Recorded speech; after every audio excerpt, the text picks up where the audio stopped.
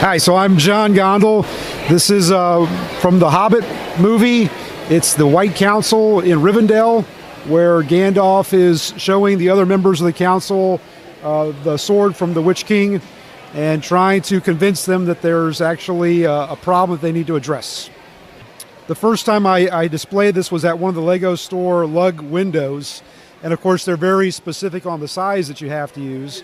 And so the dimensions that I had to get it just right. Every time I did it, I found it a little tougher because the pattern got tighter and tighter.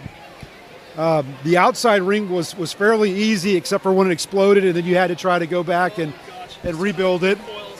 Yep. The inside was just about impossible, and that probably took me about 20 times before I could actually get it to connect. And then it was, don't touch it, just roll with it at that point. So. Now for transit, how does this break down? It just looks like a lot of sort of somewhat delicate kind of, structural components.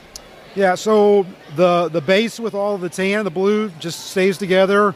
The outside ring just lifts straight up off of it.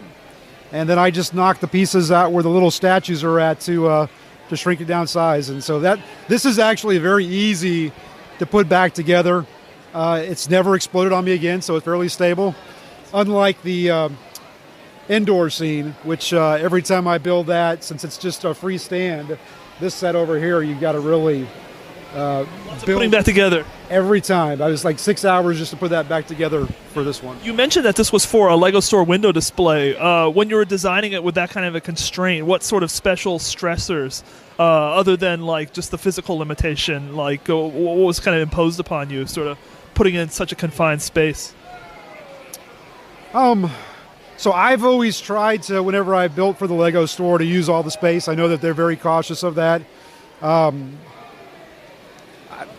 one was actually a fairly easy build, as long as you got the dimensions right. So I don't think there's anything specific for that one. And I see it almost like as a child, like viewing it from this angle towards the front. It's like it's a very interesting kind of perspective to see. Yes, I turned it that way, obviously, to get the waterfalls in the front. The one thing I haven't done with it that I'd like to do is build some stairs like in the actual movie. And then I think the neatest feature, if you can look back here under the tree, is the statue where Aragorn's sword is actually on the statue of the plate.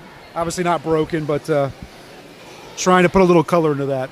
The first thing I think when I see this build is brick bending, because you're sort of like bending out all of these. What was that like? Stressing the elements like that and sort of doing that geometry. How did you come together that solution? Put that together. So I'm a firm advocate of sharing techniques with other builders, and so I found the brick bending website, and those guys were amazing. That's where I got the idea.